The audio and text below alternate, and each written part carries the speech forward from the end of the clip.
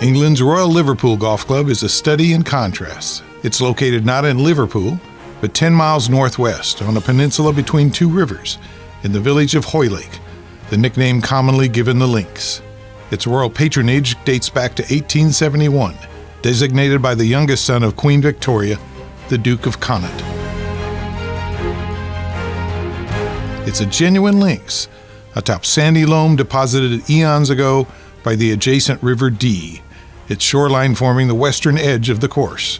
The sand dunes in its southwest corner are impactful if not dramatic, but the other two-thirds of the property is as flat as a horse racetrack, which it once was. Royal Liverpool's worth as a championship venue has been evidenced by its champions who've won there: Walter Hagen, Bobby Jones, Peter Thompson, Roberto Di Vincenzo, Tiger Woods, and Rory McIlroy.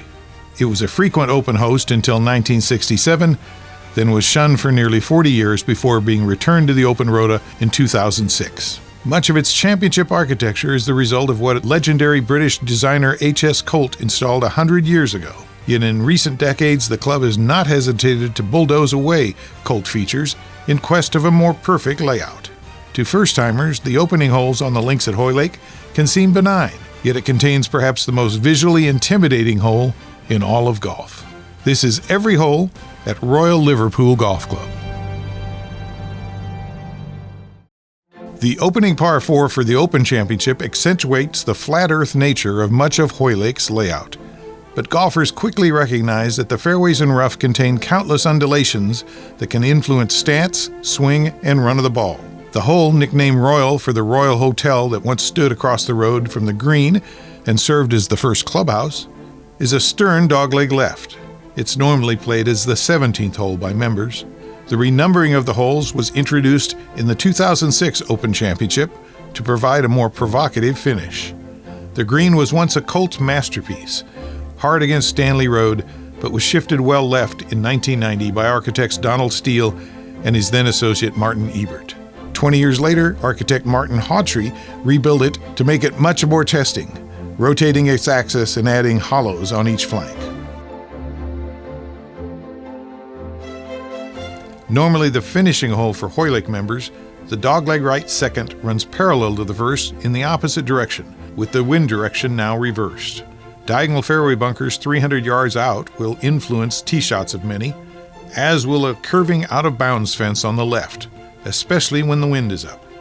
It's not that the winds blow harder here than at other open venues, it's just that there's not much at Hoylake to slow it down. Steele and Ebert rebuilt this green some 30 years ago, making it harder to both hold and putt. It's definitely a challenging target so early in an open round, sloping to the back left with plenty of dips and slight humps throughout. Look for pins to be tucked beside all of the 3 deep bunkers, which, like all of those at Hoylake, have near vertical stacked sod faces. Number 3 is the most frightening hole in championship golf. What makes it so intimidating is an innocuous 3-foot-high earthen berm down the right that defines an internal out-of-bounds just steps off the right edge of both the fairway and the green. From the back tee, a drive of 250 yards will clear the angled corner of the wall, but the wall runs parallel to the fairway, so the more the dogleg one tries to bite off, the longer the carry needed to clear the out-of-bounds. Aiming away from the wall brings into play nasty rough down the left side, as well as an awkward angle for the second shot. With its flat oval green edged by hollows on the left, the third is a throwback to the 19th century. Basic and bare bones, but in its fashion, brilliant. Says Donald Steele, if it were not for the out of bounds, it would be no hole at all. The fourth, the shortest par 4 on the course, is of a length that may persuade many competitors to try and reach the putting surface from the tee, especially when downwind. For those laying up off the tee to leave a full wedge approach, a curious diagonal ridge about 80 to 100 yards short of the green poses a bit of a wrinkle, as it can kick shots left toward a deep bunker. Plus, there's an out of bounds just 20 yards left of that. The perched putting surface sits at an angle to the line of play, is heavily trapped in front, and slopes slightly to the back, providing more complications for those wanting to drive the green. 5 is the first of 3 par 5s at Hoylake, and probably the best birdie chance on the links. A dogleg left, the turn is defined by 3 bunkers on the outside corner, a recurring theme at Hoylake, with a surprising number of tall, dense gorse bushes down the inside corner. This had originally been a straight hole, but architect Fred Hawtrey, father of Martin Hawtrey, turned it into a dogleg before the 1967 Open. Steele and Ebert later moved the green back about 60 yards, and recently Ebert created a new 2-tiered putting surface for the 2023 championship. It's one of the more heavily contoured greens on the links, but should still yield a slew of 2-putt birdies.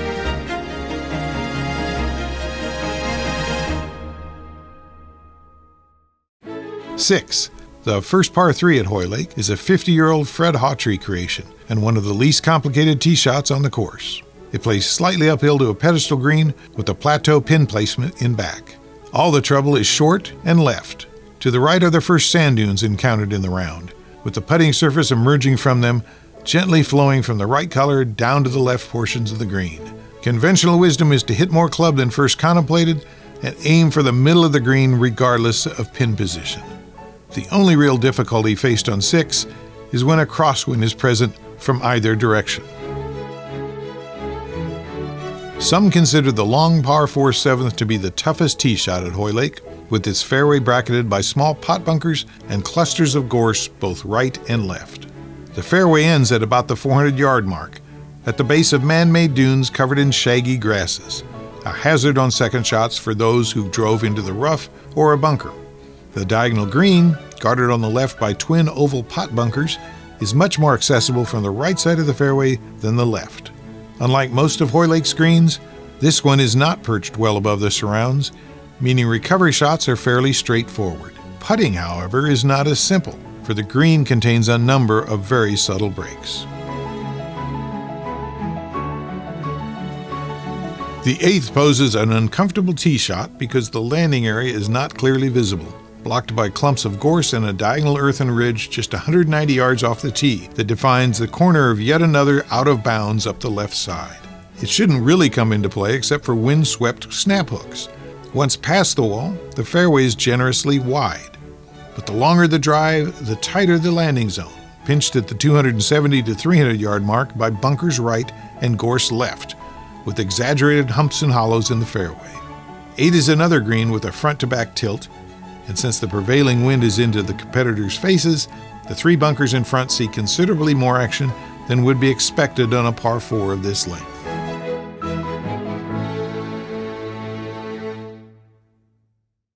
Back when the green on the long par 3 9th had out-of-bounds stakes literally on its left collar, 9 was a dastardly hole.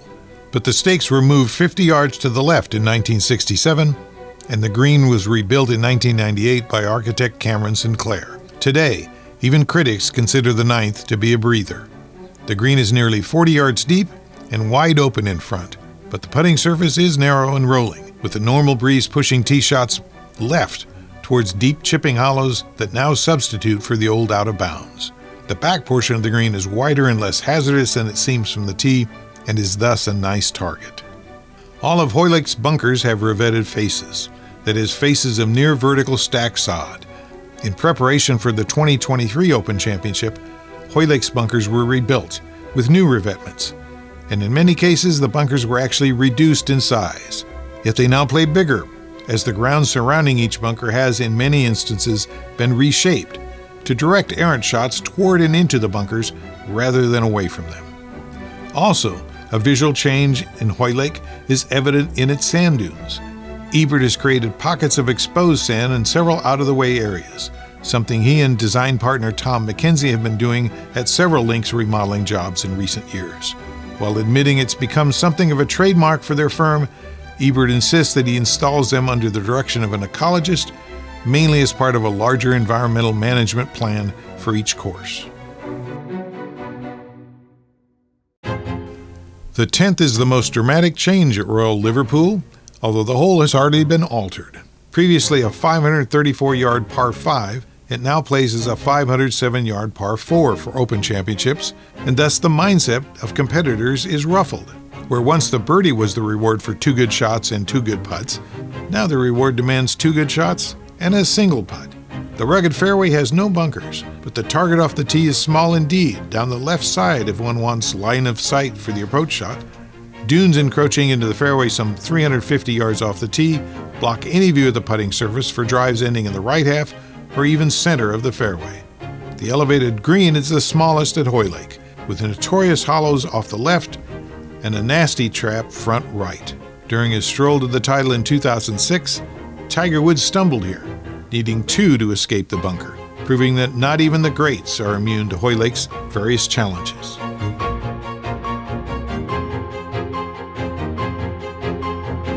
Having reached the farthest point from the clubhouse, golfers now turn north and head home within the most inspiring topography found at Hoylake. The short par 4 11th features the narrowest fairway with hillocks and ridges that can propel tee shots closer to the green or repel them into pockets of rough. The hole is called Punch Bowl because the green is set within a crescent frame of sand dunes. But this is not the sort of punch bowl green where one might bounce an approach off a rim and down onto the putting surface. Anything offline will tangle with sand or marram grass. If anything, the green itself is an inverted punch bowl. The fairway on the dogleg left par 4 12th slopes to the right toward a string of 3 bunkers defining the turn. On the inside corner, Ebert has peppered the landscape with potholes of rough to snag any gambling tee shot that fails to cover. Colts Green, formed by leveling a sand dune, had long been considered genius. A deep, slender target with a steep tilt back to front and runoffs in every direction. Most recently, deep rough was stripped away in the hollow left of the green, replaced by short turf to increase recovery options. The only sand near the green are new sand scrapes on dunes back left. Another Colt creation, the par 3 13th features a semi-blind tee shot over dunes that contain more of Ebert's sand sculptures, and then a series of low knobs known as the Alps. These block some of the view of hole locations on the far left of this diagonal green, which is shaped like an arrowhead, wide at front right, narrow at back left, and sloping toward the back. The general consensus is to play to the right portion and let the ground feed the ball to hole locations on the left, but that brings into play a tiny trap at the front right corner. There is no view of the green when standing in that trap. The par 4 14th is considered by most as the best hole at Royal Liverpool and as one of the best that H.S. Colt ever designed. A dogleg left with a fairway that slopes towards bunkers on the right, it also has bunkers on the inside corner, along with Ebert's mammoth new splashes of sand carved from the faces of tumbling dunes. The diagonal 14th green is perhaps the most deceptive on the property, with the front left hidden behind a pair of bunkers 40 yards short, and the right side seemingly open and inviting, when in truth deep depressions guard the right-hand hole locations. The par 5 15th features a new elevated back tee that adds over 50 yards, making it Hoylake's longest hole. The fairway zigs and zags around 10 bunkers, 8 of which run down the left side of the hole. Down the right is yet another low, linear earthen berm, but without out-of-bounds stakes. Still, it squeezes the second shot landing area down to a mere 20 paces between patches of deep rough. With a target so tight, experts suggest it's easier going for the green in 2 than it is laying up on the second shot. So compelling are the greenside bunkers front left that a deep trench front right is often overlooked until it is too late.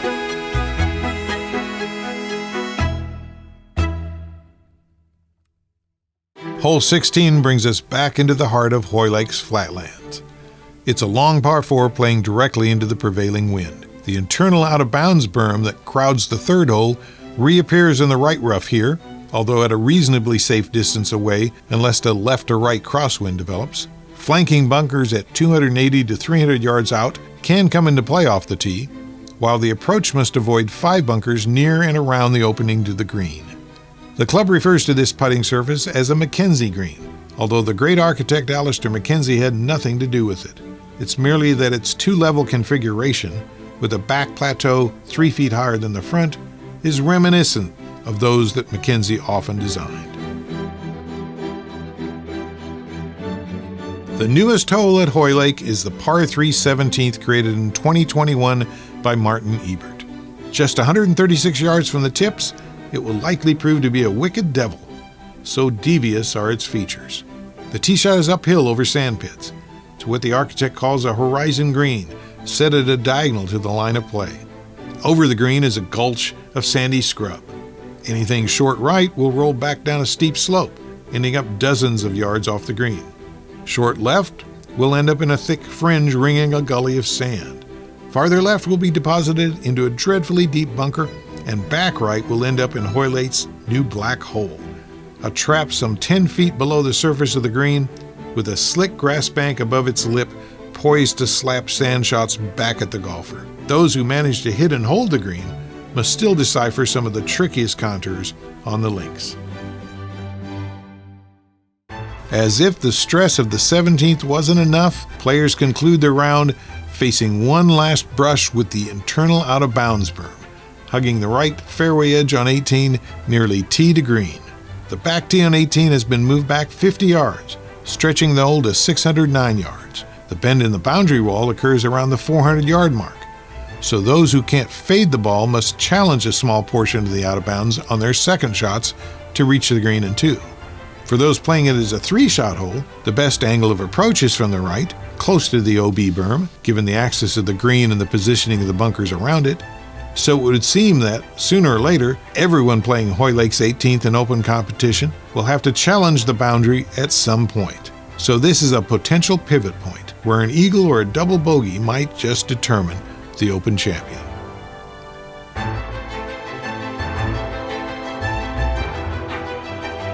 Fans may recall how dry and dusty Hoylake looked for both the 2006 and 2014 Open Championships. Club officials insisted those conditions were the result of extended droughts, but there is good evidence that both times the links was deliberately dried out as additional resistance against modern technology. Extremely firm and bouncy turf certainly took driver out of the hands of many competitors, including winners Tiger Woods and Rory McIlroy. If that was the intent, it's of doubtful value these days. The most recent modifications to Hoylake, including the reduction in par of the 10th, the added distance to both 15 and 18, and the introduction of a short but diabolical par 3 17th, provide Royal Liverpool with plenty of defenses.